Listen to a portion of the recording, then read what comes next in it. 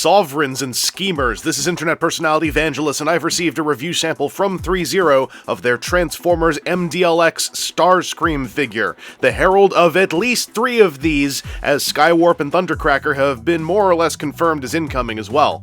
As always, this is a non-transforming action figure with die-cast internal structure, reimagining a classic Transformers character through the lens of ThreeZero art director Kelvin Tsao.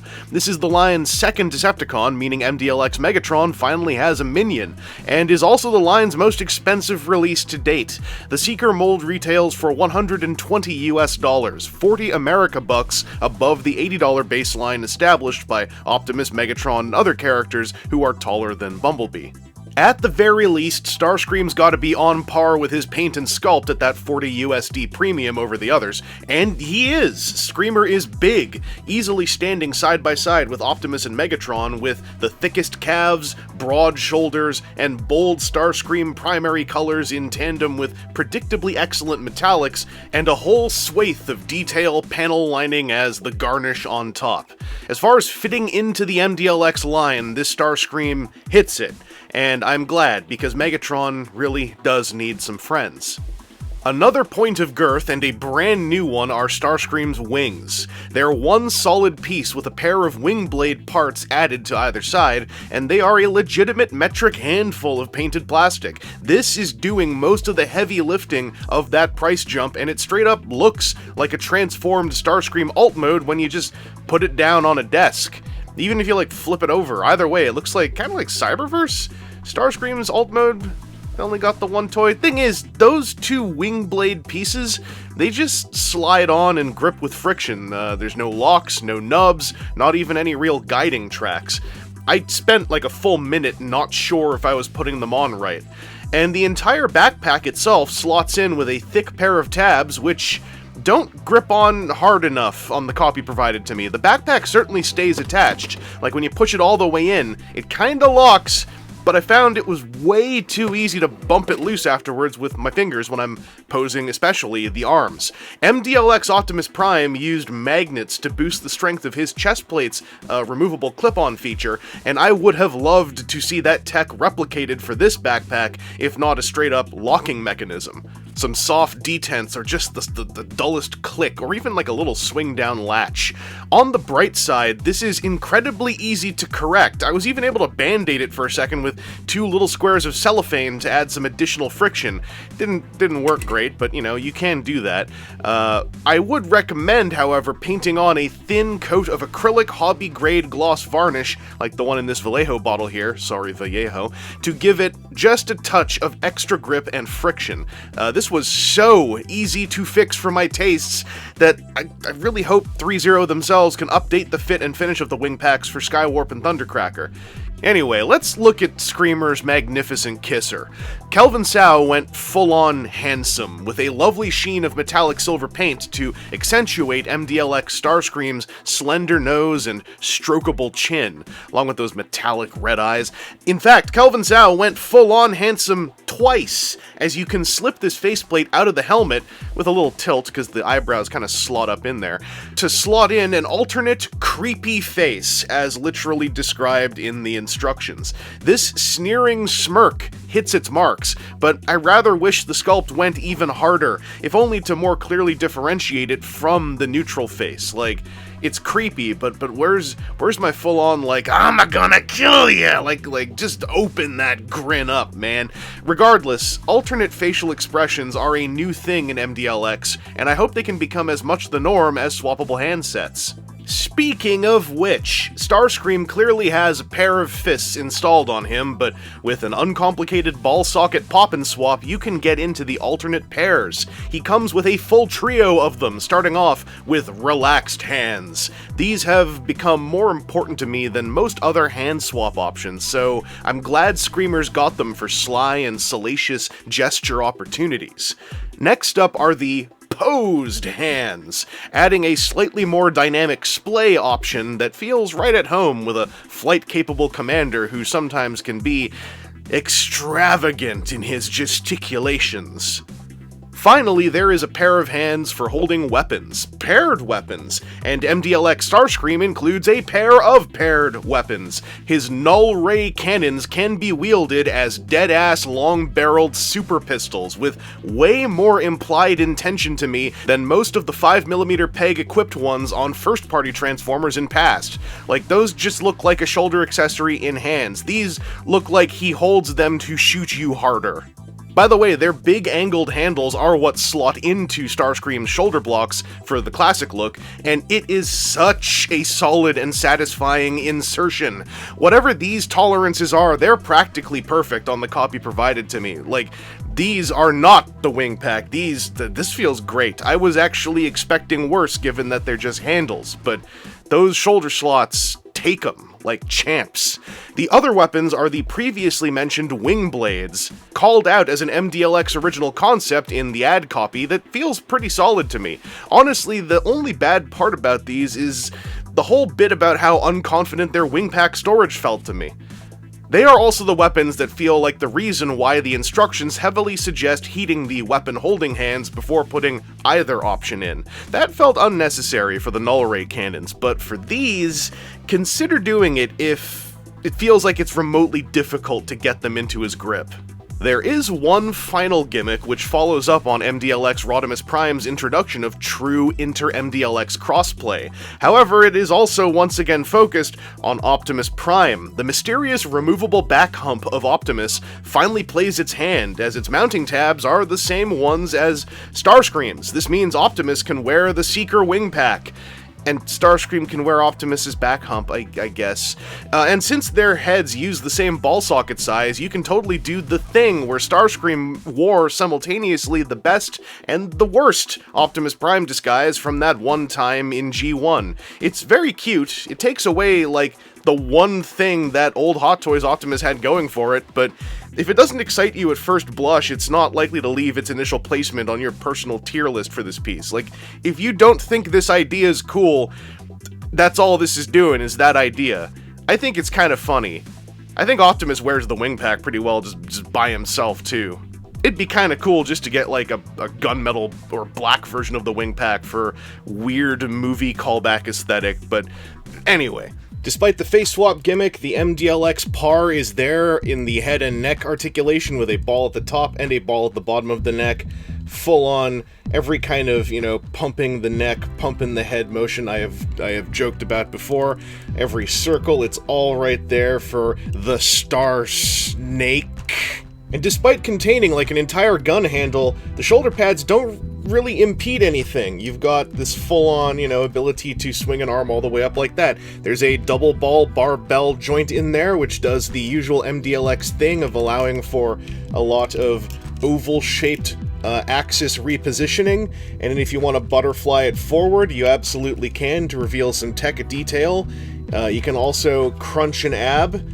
And I was curious how this was going to work, so it is just a forward, backwards, and pretty much just a forwards ab crunch hinge. There's no ball in there, so to match the kind of style that groove having just a straight-up waist cut, there's actually no ball socket joints in the torso on Starscream, and I'm pretty sure it's entirely because accounting for the cockpit stuff is tricky on a Starscream. So in this case, everything stays kind of binary in how it works, so it's just, the lower window inhales the top window. Do I wish there was a bit of a side-to-side tilt joint as well? I certainly do. I think that would have super complicated things, though, with the way that this is here.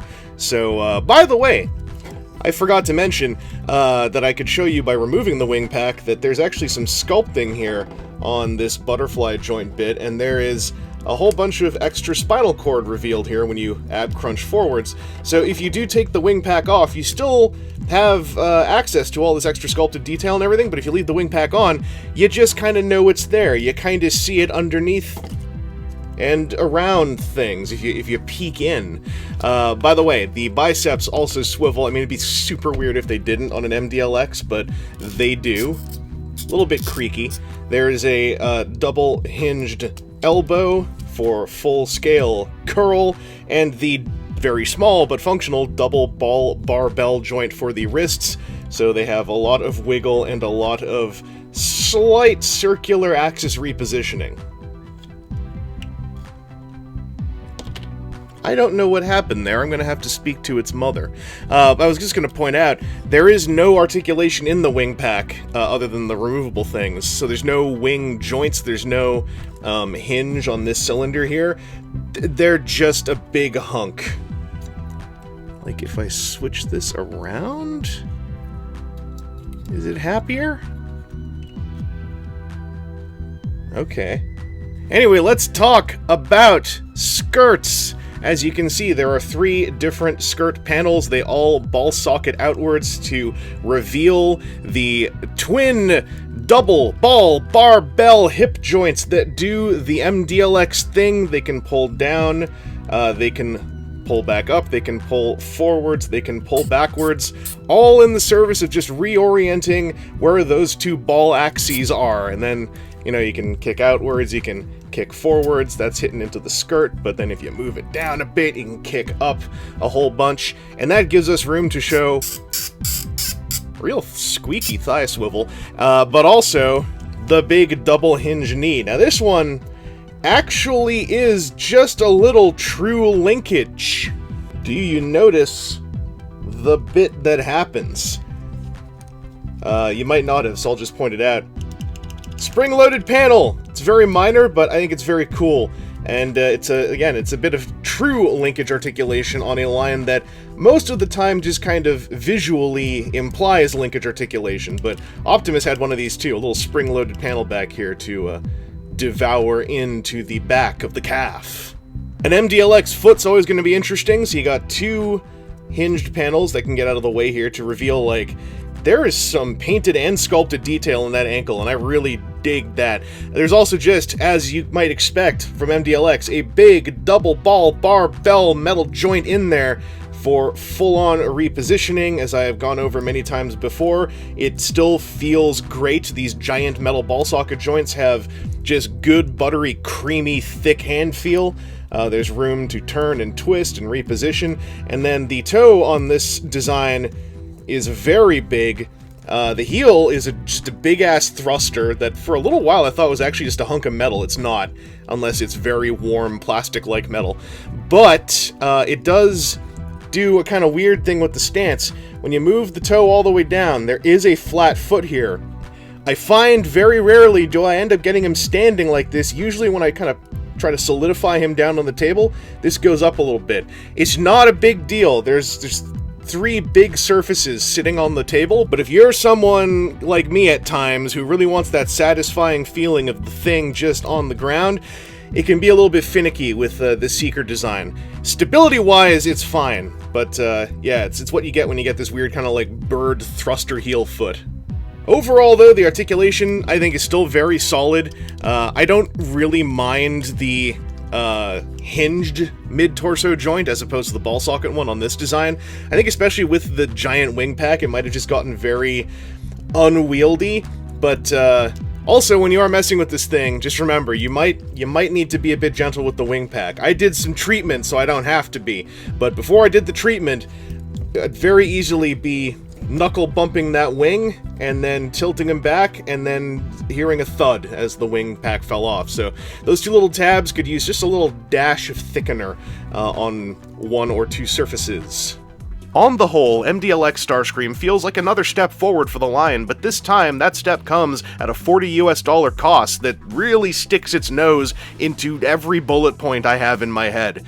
There's nothing catastrophically wrong with the figure, but that price bump clearly shares a lot of space with the wing pack, and the wing pack is the location of just about all of my critiques. If this figure were 100 USD instead of 120 USD, I think it'd bother me less, but at 120, I really wish there were more inventive or elegant mechanisms at work for the wing pack and the wing blades.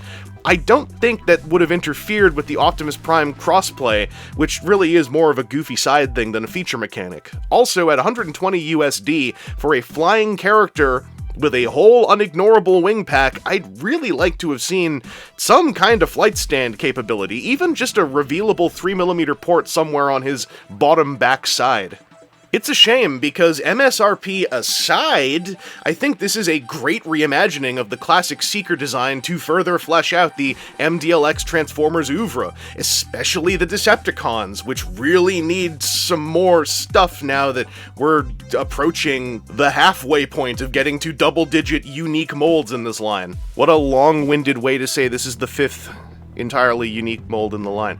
If you're an MDLX enjoyer, I think this is still worth your consideration, but you're definitely not getting the kind of bang for your buck that Bumblebee or Rodimus Prime delivered. However, we know there are at least 2 repaints of this guy coming, and the next one, Skywarp, comes with 3 included face sculpts, so hopefully, maybe my main wingpack issues are tweaked and solved across Skywarp and Thundercracker. I'd say there's even a slight chance things go differently for Starscream once he's released properly. Bear in mind, this is an advanced review copy, so do keep an eye on reviews once he comes out for real. And if you bought one, drop a comment in here if yours has better wingpack stuff going on than mine. Anyway, this has been Internet Personality Vangelus, and thanks to my supporters on Patreon and YouTube membership, I don't even have to blink at acquiring a dropper bottle of paintable gloss varnish, be it by Vallejo or anyone else, for things like tweaking a wingpack connection. Granted, that dropper bottle is single-digit dollars, and I bought it for mini painting anyway, but, hey look! The Lambros are coming!